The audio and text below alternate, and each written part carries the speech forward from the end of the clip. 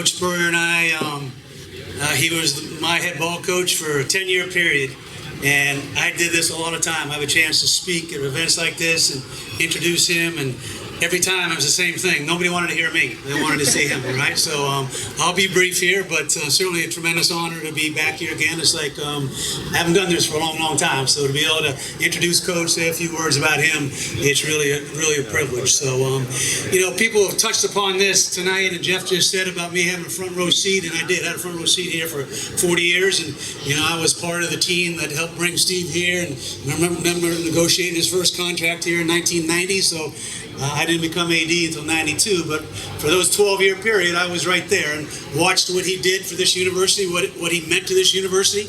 And, it was true, and Keith said it, up to that point, as we all know, it was, wait till next year, sleeping giant, what if? And we had pockets of success, and, it's really hard to win at this level, so no disrespect to those pockets because they meant a lot to this university, but no consistent success, and obviously none in football. Literally none in football. Never won a Southeastern Conference championship, so obviously Steve changed all that. He came in here and, no excuses,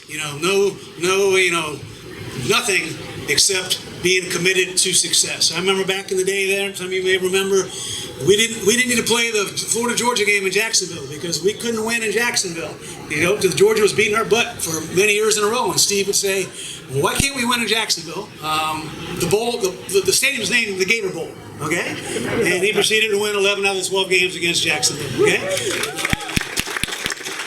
He used to say, a lot of fans say you can't play Auburn and Georgia back-to-back. It's too hard on the team. Why? And Coach Spurrier then dominated that series for as long as that series was intact, as long as we were playing Auburn. So he changed it all. And, Buddy touched upon it, the fun we had during that run. I mean, we celebrated a lot of victories together. After every single win in the swamp, we're all in the office together, coaches and staff, and pizza, and beer wasn't allowed, so lots of beer. And I don't work there anymore. I can't get in trouble anymore, But we celebrated winning. Winning's hard to do at this level, and to do it together, bowl trips together, it was a golden time. It's the part we all look back on and say, golly, we can wave them on and do it all over again. We probably picked that period right there because they're so incredibly special to us who were inside, but obviously to all of you. And that's what was so meaningful to all of us, okay? But there's one other thing that isn't talked about much. I probably should talk about it more. I've tried to since I've stepped down, but as I reflect back on some of the things that happened, during my tenure, we had a lot of success, continue to have a lot of success under Scott's leadership with all sports. I know this town, this community, this university embraces every sport. Not just football, not just basketball, but, softball and gymnastics and baseball, go right down the list, okay? But, it wasn't always that way.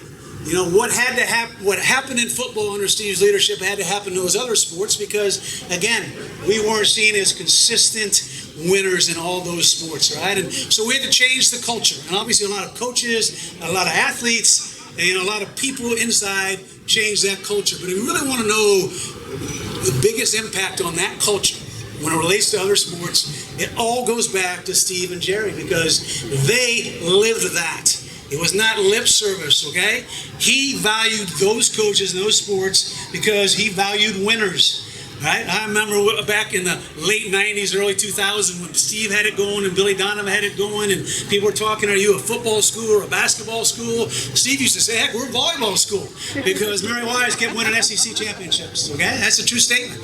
I remember once his office was next to mine, I could see the football team going out to practice. They had to walk across the street and it was spring ball. You only have 15 practices in spring ball. Really important. A lot of coaches live and die with those 15 and they walked out to practice. And 45 minutes later, they're walking back in.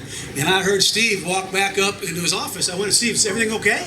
Why is practice so short? He goes, Jeremy, women's tennis team's playing Georgia for the SEC championship today. We're not going to miss that, okay? So that's what people saw and felt. That's a true statement.